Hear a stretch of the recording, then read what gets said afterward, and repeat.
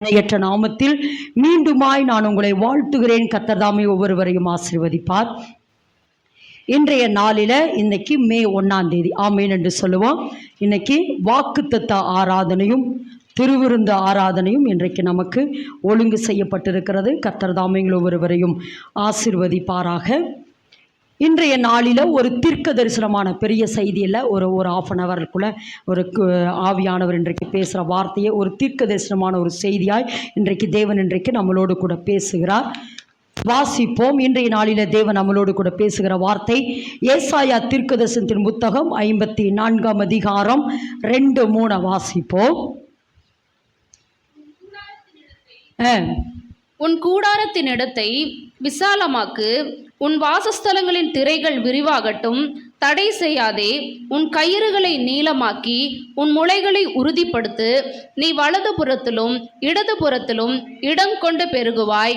உன் சந்ததியார் ஜாதிகளை சுதந்தரித்து கொண்டு பாழாய் கிடந்த பட்டணங்களை குடியேற்றுவிப்பார்கள்.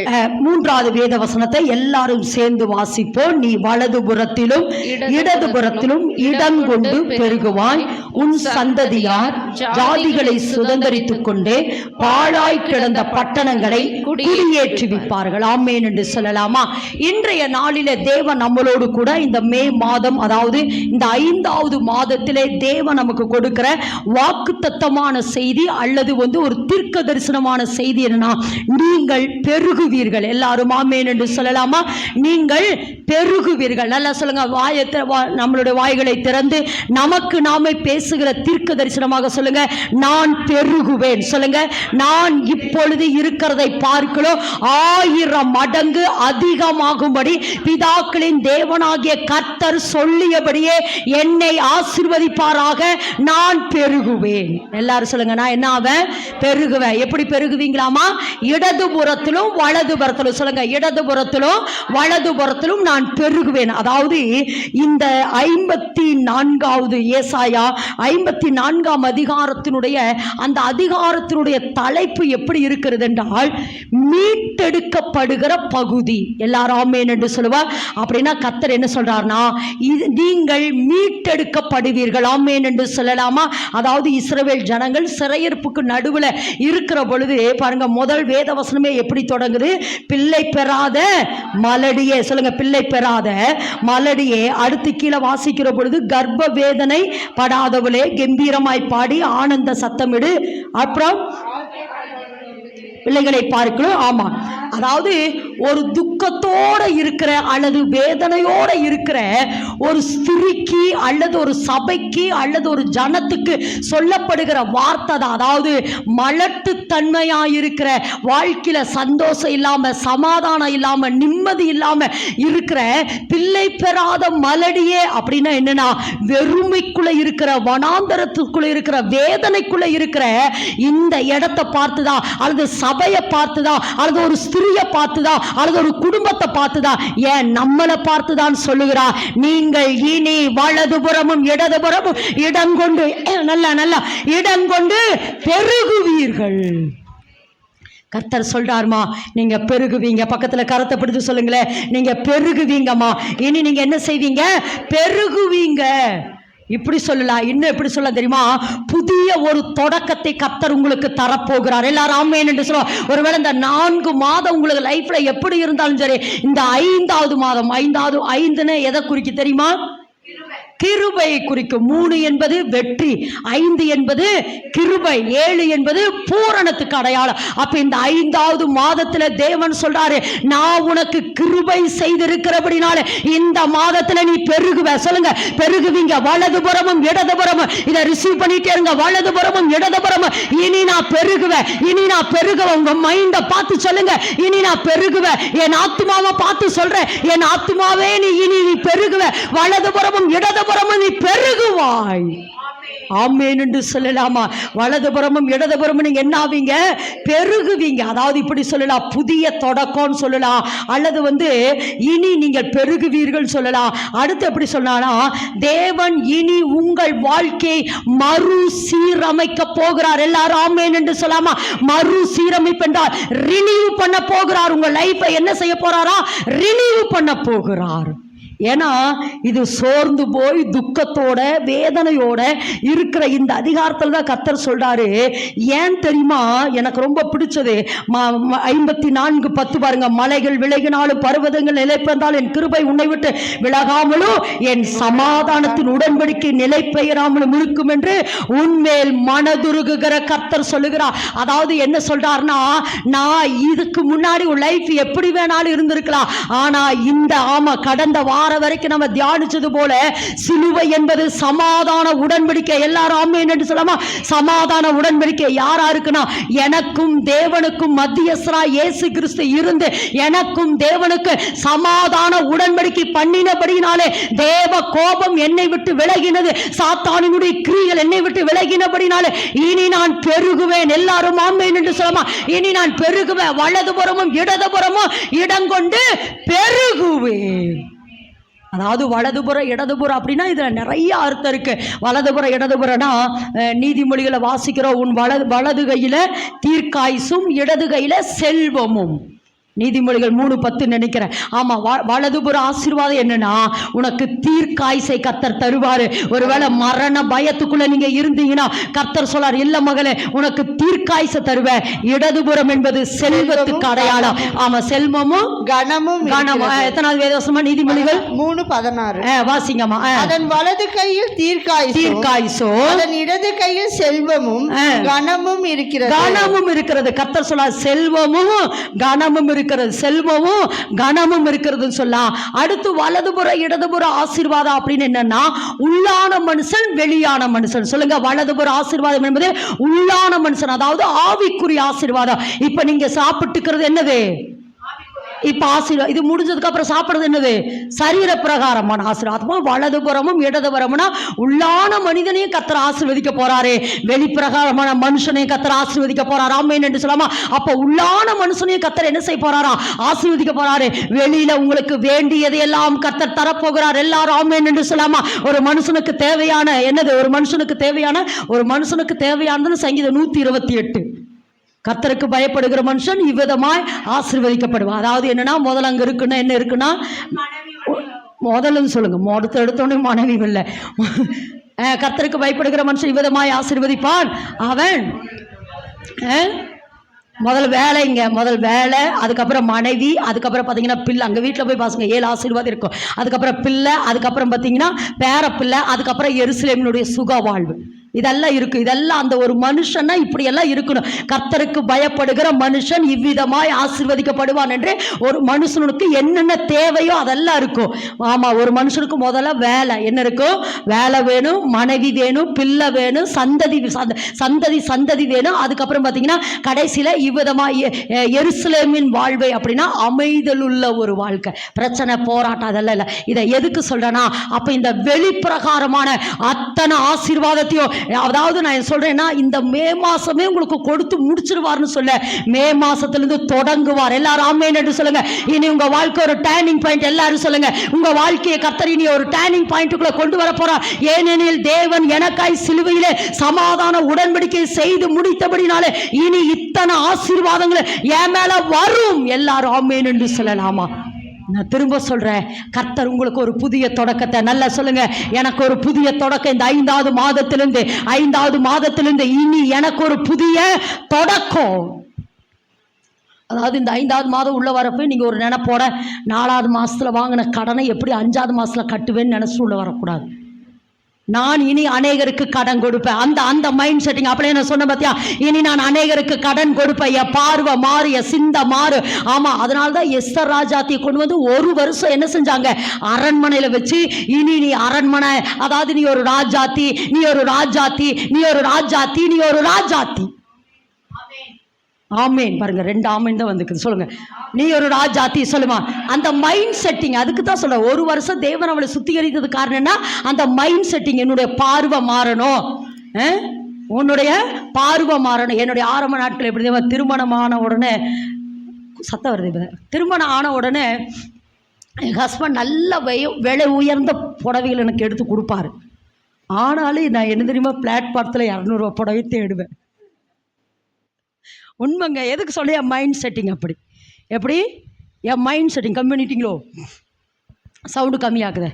ஆமாம், எதுக்கு இதை சொல்கிறேன் அப்படின்னு சொன்னால், நான் என்னதான் உயர்ந்தது கூட அப்புறம் அப்படியே கொஞ்சம் கொஞ்சமாக என்ன செஞ்சு அப்படியே மைண்டு சேஞ்ச் ஆச்சு. எதுக்கு சொல்கிறேன்னா, எஸ்தர் ராஜாத்தி அப்படிதான். அதாவது அவள் அனாதையாக வளர்க்கப்பட்டா, தாய் தகப்பன் இல்லாமல் வளர்க்கப்பட்டா, சாப்பாட்டுக்கு இல்லாமல் கஷ்டப்பட்டிருப்பா. ஆனால் நீ ஒரு ராஜாத்தி, நீ ஒரு ராஜாத்தி, நீ ஒரு ராஜாத்தி. உன்னுடைய நடம் மாறணும், உன்னுடைய உடம் மாறணும், உன்னுடைய பார்வை மாறணும். அப்போ இன்னைக்கு கர்த்தர் சொல்கிறாருமா, நான் அதுக்கு தான் சொல்கிறேன். நான் 4வது மாதம் வாங்கின கடனை 5வது மாதம் எப்படி கட்டணும்ட்டு இல்லை, இனி நான் அநேக ஜாதிகளுக்கு கடன் கொடுப்பேன். அந்த மைண்ட் செட்டிங் சொல்லுங்க. இனி நான் அநேக ஜாதிகளுக்கு கடன் கொடுப்பேன். பூமியின் வம்சங்கள் எல்லாம் சொல்லிட்டே இருமா, பூமியின் வம்சங்கள் எல்லாம் எனக்குள் ஆசீர்வதிக்கப்படும். உன் மைண்ட் செட்டிங், உங்க மைண்ட் செட்டிங் தான். அதாவது ஒரு மனுஷனை தீவிரவாதியாக மாற்றுறாங்க. அவன் அதாவது எத்தனை ரத்தம் பார்த்தாலும் அவனுக்கு அந்த தாகம் தீக்காது, கொண்டுட்டே இருப்பான் பாருங்க. தீவிரவாதிகள் கொண்டுட்டே இருப்பாங்க. இப்போ நம்மளுக்கெல்லாம் இத்தினூடு ஒருத்தருடைய ரத்தம் கொட்டுச்சு அப்படின்னா அந்த ரத்தத்தை பார்த்தாலே எவ்வளோ பரிதாபம் வருது. ஆனால் அவங்களுக்கெல்லாம் பாருங்கள் எத்தனை இப்போ காஷ்மீரில் நடந்தது, எத்தனை துடிச்சு அப்படியே ஒவ்வொன்றா சுட துடிச்சு சாகிற பொழுது சரி ஐயோ இவங்க துடிக்கிறாங்களே அப்படின்னு விட்டாங்களே, அடுத்தது போய் சுடுறாங்க. எதுக்கு இதை சொல்கிறேன்னா கிட்டத்தட்ட 1000 மணி நேரங்கள், எப்படியாமா 1000 மணி நேரங்கள் இந்த தீவிரவாதம், இந்த ரத்தத்தை சிந்துறது, இந்த கொலை செய்யறது, இந்த தீவிரவாதத்தினுடைய படங்களை போட்டு 1000 மணி நேரம் அந்த மைண்ட் செட்டிங்குள்ள அவனை கொண்டு வருவாங்களாம். அப்படி வர அந்த இறுதியை என்னவா மாறிடும், ரணமாயிரும். அதுக்கப்புறம் அவனுக்கு அந்த இறக்கமே வராது. அதுக்கப்புறம் இறக்கதை சொல்கிறேன்னா, ஒரு சாதாரண மனுஷரை தீவிரவாதியாய் மாற்றுகிறதுக்கு அவங்க எடுத்துக்கொள்ளுகிற மணி நேரங்கள் எத்தனை, 1000 மணி நேரம். அப்போ நான் என்ன சொல்கிறேன்னா, தேவ பிரசன்னத்தில் உட்கார்ந்து மைண்டை இனி நான் கடன் வாங்காதிருப்பேன், மற்றவர்களுக்கு கடன் கொடுப்பேன், நான் இப்பொழுது இருக்கிறத பார்க்கல. நீ சொல்லுமா, நீ சொல்லு, இந்த உலகத்தோட இனி எனக்கு இந்த உலக கவலை, வேதனை, பாரம் இதெல்லாம் என்ன மேற்கொள்ளாது. நான் ஆசீர்வதிக்கப்பட்டவள், நான் மென்மேலும் பலப்படுவேன். நான் இப்பொழுது இருக்கிறத பார்க்கல, 1000 மடங்கு ஆசீர்வதிக்கப்படுவேன். சொல்லிட்டே இருமா, சொல்லிட்டே. எதுக்கு வசனத்தை சொல்கிறோம், எதுக்கு ஒரு சில வரி பாடலை திரும்ப பாடுறேன்னா உங்கள் மைண்ட் அப்படி செட் ஆகணும்னு சொல்கிறேன். ஜாய்ஸ் மேயர் அவங்க ஏற்கனவே நான் சொல்லியிருக்கிறேன், சொந்த தகப்பனினாலே பாதிக்கப்பட்டதின் நிமித்தமாக அவங்க என்ன செஞ்சாங்க, மனநல பாதிக்கப்பட்டவங்களாக ஒரு ரூமில் அடைக்கப்பட்டிருந்தாங்க. அதாவது அவங்க சூழ்நிலை அப்படி இருந்தது.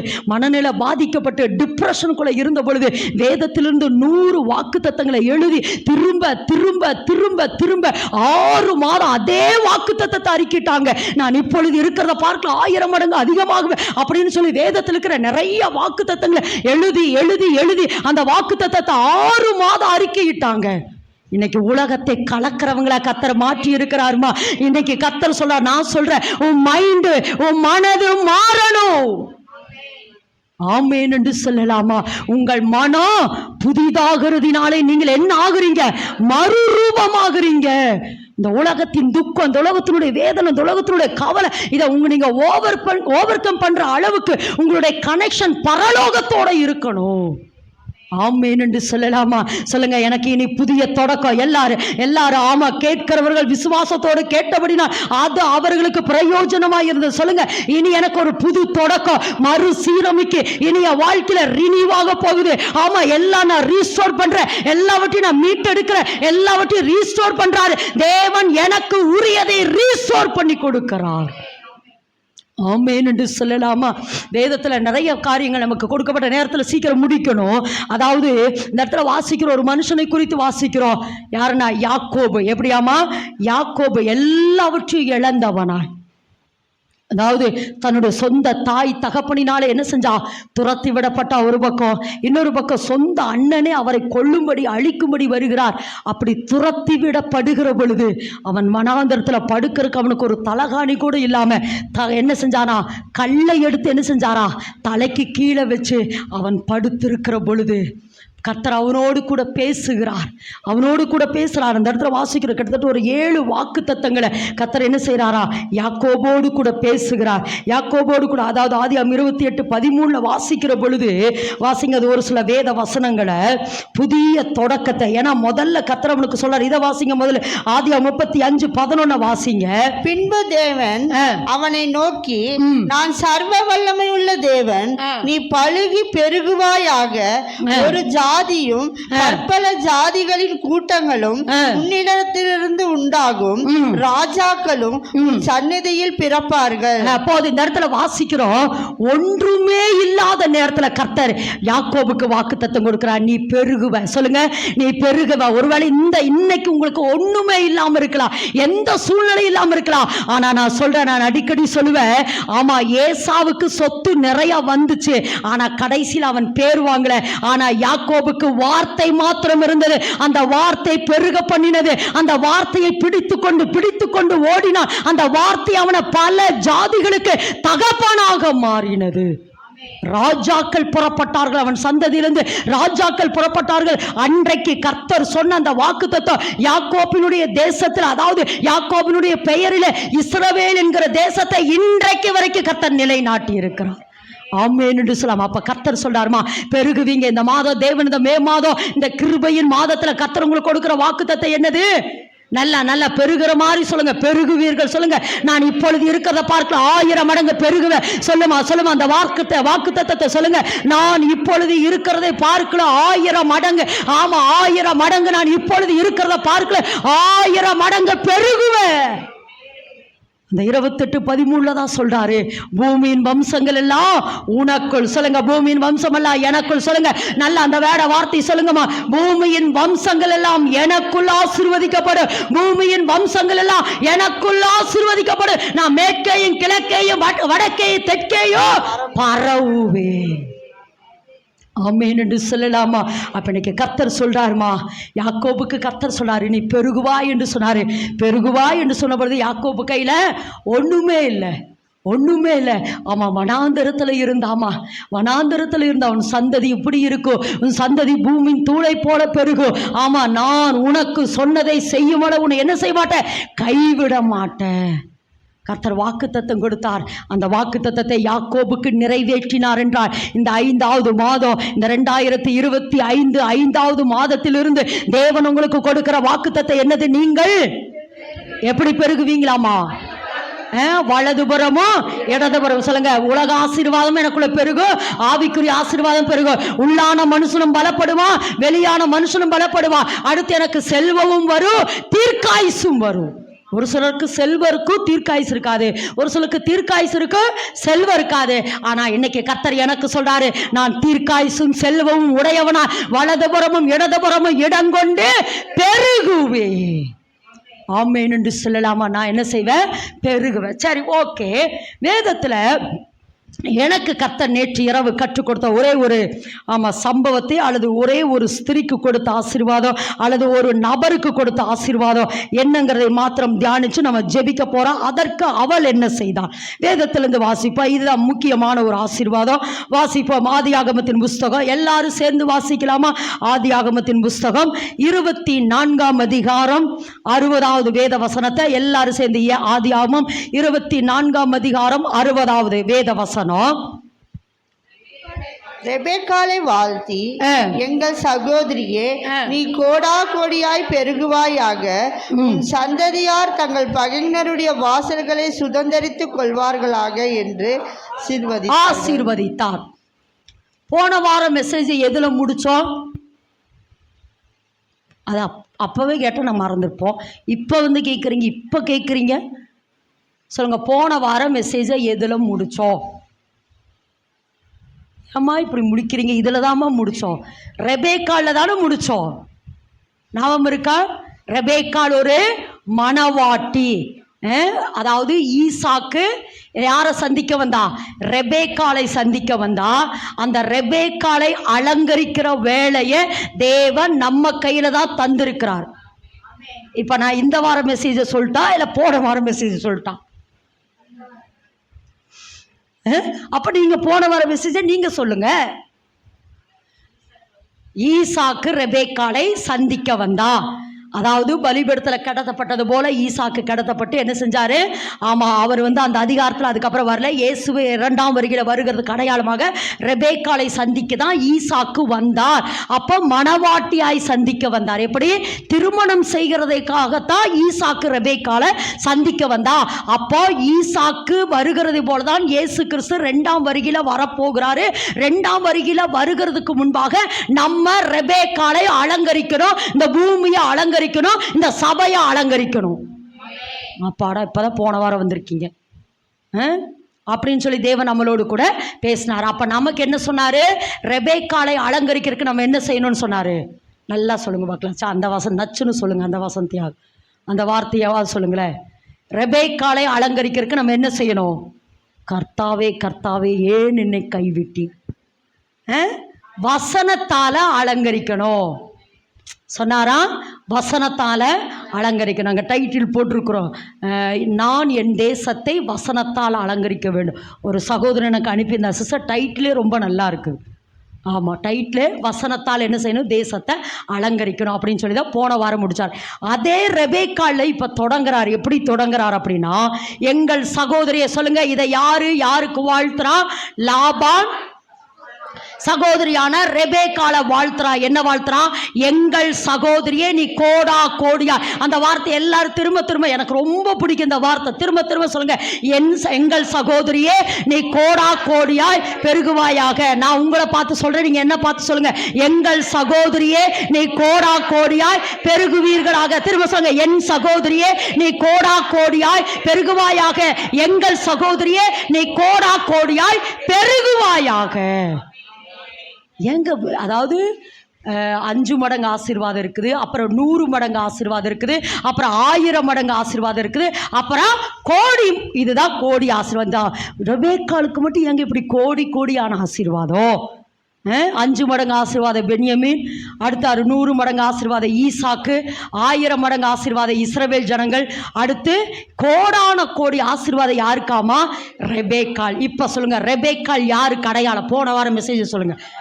மணவாட்டி யாருக்கு அடையாளம்? சபைக்கு அடையாளம். இன்னைக்கு ரெபேக்காளை நான் நிற்கிறேன். எனக்கு இந்த கோடான கோடி ஆசீர்வாதம் என் மேலே வரட்டு. எல்லாரும் சொல்லுங்க, என் மேலே எந்த ஆசீர்வாதம்? கோடான கோடி. சொல்லுங்க, எங்கள் சகோதரியை நீ கோடா கோடியாய். சொல்லுங்க, அந்த வேடை சொல்றதுக்கே பயப்படுற. எப்படிங்க கோடி வரும்? சொல்லுங்க, எங்கள் சகோதரியே கோடா கோடியாய், அல்லது நான் இனி கோடான கோடியாய் பெருகுவேன். நான் கோடா கோடியாய் பெருகுவேன். சொல்லுங்க, கோடான கோடியாய் நான் பெருகுவேன். நல்ல சொல்லுமா. கோடிகளை நம்பு, கோடிகள் வருது, கோடிகளுக்கு உண்டான பிசினஸ்களை கர்த்தர் உங்க கையில தருகிறார். கோடிகளுக்கு உண்டான பிசினஸ், கோடிகளுக்கு உண்டான ஆசீர்வாதம், கோடிகளுக்குண்டான நன்மைகள் வருது. ரிலீஸ். நான் வானத்தின் வாசல், பல கனிகள் எனக்காக திறக்கப்படுகிறது. வானத்தின் பல கனிகளை கர்த்தர் எனக்கு திறக்கிறார். நீங்க யாராமா? வானத்தில். இப்ப வானத்தின் பல கனிகளை கர்த்தர் உங்களுக்கு திறக்கிறாரு. கோடா கோடியாய் எங்கள் சகோதரியே நீ கோடா கோடியாய் பெருகுவாயாக. அதாவது இது ஒரு பெரிய மெசேஜ். அதாவது ஏன் ரெபேக்காளுக்கு கோடான கோடி அப்படின்னா, அவ மணவாட்டி கருத்தோ அல்லது மனைவி கருத்தோ அல்லது எனக்கு அடையாளம். ரெபேக்காள் எனக்கும் அடையாளம். ஓகே, அதாவது ஏன் கோடான கோடி ஆசீர்வாதம்னா, இந்த 7 நற்கிரிகள் இருக்கும். ரெபேக்காள்கிட்ட எத்தனை நற்கிரிகள் இருக்கும்? 7 நற்கிரிகள் இருக்கும். அதெல்லாம் நான் உள்ளே போக விரும்பல.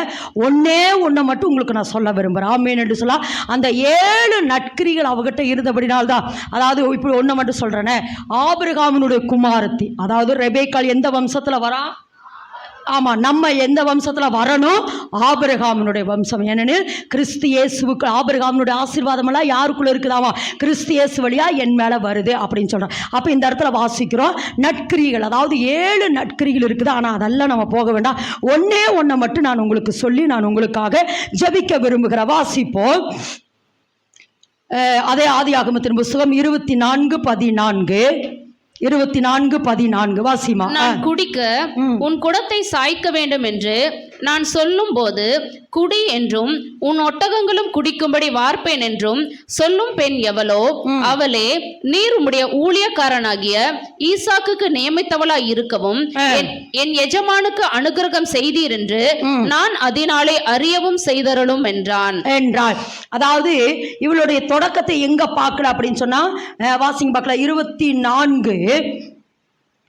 24:16, அதாவது அந்த 7 ஆசீர்வாதம் சொன்ன பார்த்தீங்களா, அதுல பாருங்க 24:16 அந்த பெண் மகா ரூபவதியோ புருஷனை அறியாத கன்னிகையுமாய் இருந்தால் அவள் துறவில் இறங்கி தன் குடத்தை நிரப்பிக் கொண்டு ஏறி வந்தாள். அதாவது அந்த 7 ஆசீர்வாதத்துல ஒரு சிலர் அண்டர்லைன் பண்ற பாருங்க, அவள் அந்த பெண் மகா ரூபவதி, அதாவது இது ஒரு ஆவிக்குரிய அர்த்தம். இதெல்லாம் என்னன்னா, இதெல்லாம் சும்மா அண்டர்லைன் மட்டும் இவன் வந்து மகா ரூபவதி அப்படின்னா அதனுடைய ஆவிக்குரிய அர்த்தம் அழகானவள். ஆமென் சொல்ல பூரண அழகு. இன்னும் நீங்க விளக்கமா வாசிக்கணும்னா சங்கீதம் 45 போய் வாசித்தீங்கன்னா அந்த பூரண அழகு என்னங்கிறது உங்களுக்கு தெரியும்.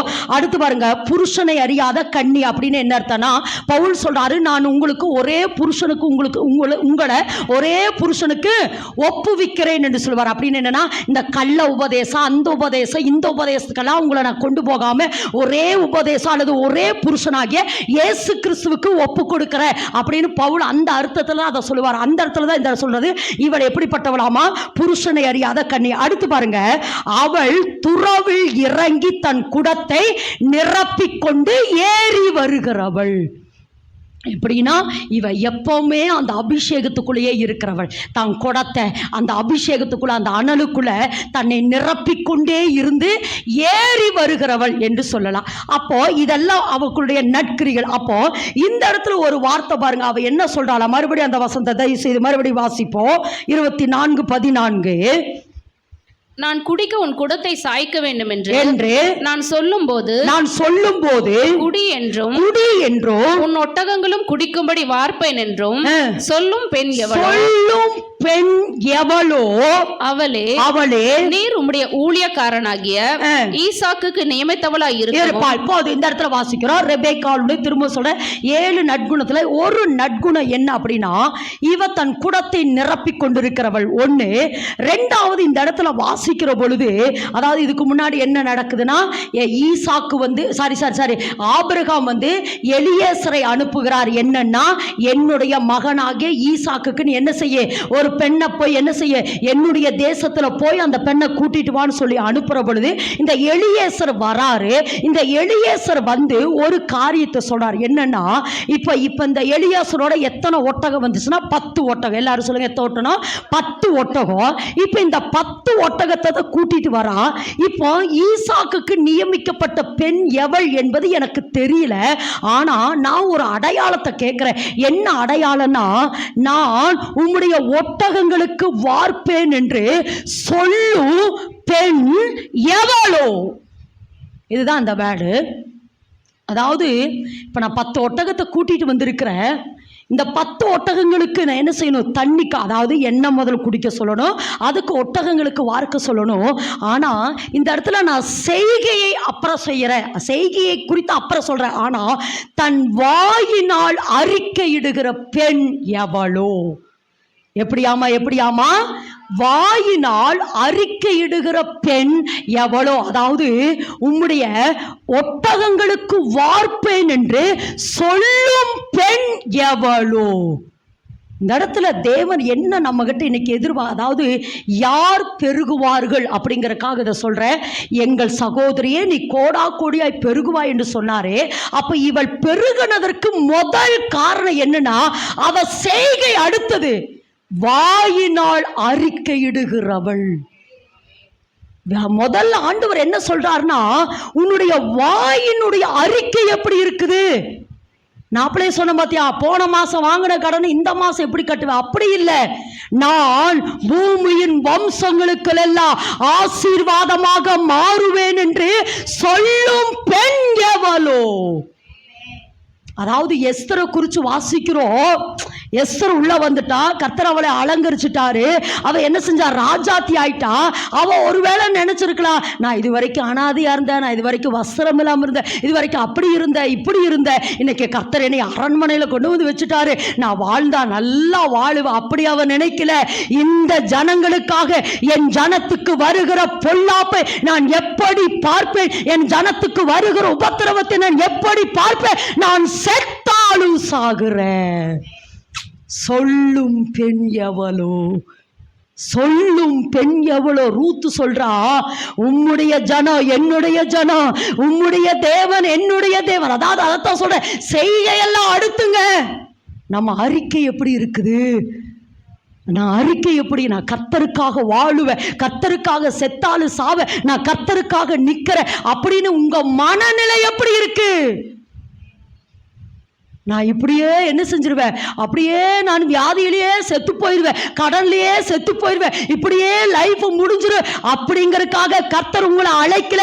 நான் பூமியின் வம்சங்களுக்கு எல்லாம் ஆசீர்வாதமா இருப்பேன், கர்த்தர் என்னிலிருந்து ஆசீர்வாதத்தை தருவாரு, நான் இப்பொழுது இருக்கிறத பார்க்கல 1000 மடங்கு ஆசீர்வதிக்கப்படுவேன், நான் கோடா கோடியாய் பெருகுவேன், என் ஜனங்களுக்கு நான் வார்ப்பேன், ஒட்டகங்களுக்கு வார்ப்பேன், என் ஜனத்துக்கு கொடுப்பேன், நான் ஜனத்துக்காக திறப்புல நிற்பேன், என் ஜனங்களை நான் ஆசீர்வதிக்கிறதுக்காக இரவும் பகலும் போராடி ஜெபிப்பேன்.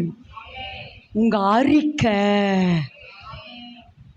அறிக்கை ஏசாயாட்ட கேட்கிறாரு, யாரை அனுப்புவே, நமது காரியமா யார் போவாங்க, என்னை அனுப்பு ஆண்டவரே. ஏசாயா என்ன சொல்றாரு, என்ன அனுப்பு, நான் போறேன். அப்ப இன்னைக்கு கர்த்தர் என்ன சொல்றாருன்னா, உங்க செய்கையெல்லாம் அடுத்ததுங்க, ஆனால் நீங்கள் எதை அறிக்கையிடுறீங்க, உங்கள் மனநிலை எப்படி இருக்கிறது, ஏசப்பாவுக்காக எதை சாதிக்கணும்னு நினைக்கிறீங்க, ஏசப்பாவுக்காக என்ன செய்யணும்னு நினைக்கிறீங்க. கிருபையின் மாதம் இந்த கர்த்தர் சொல்கிற ஒரு வார்த்தை என்னன்னா, நீ பெருகுவாயின்னு சொல்கிறாரு. இந்த இடத்துல ரெபேக்காளுக்கு மாத்திரம்தாங்க கோடான கோடி ஆசீர்வாதம்னு வாக்குத்தத்தம் வந்திருக்கிறதுக்கு காரணம் என்னன்னா இந்த ஒட்டகங்களுக்கு வார்ப்பேன் என்று சொல்லும் பெண் எவளோ, அவ செஞ்சாலா இல்லையா? வேதத்துல வாசிங்க பார்க்கல, ரெபேக்காள் என்ன செய்தார் பாருங்க, வாசிங்க. அவளை துறவில் இறங்கி 16 அப்படியே வாசிங்க பார்க்கலாம். அந்த பெண் மகா ரூபவதியும் புருஷனை அறியாத கன்னிகையுமாய் இருந்தாள். அவள்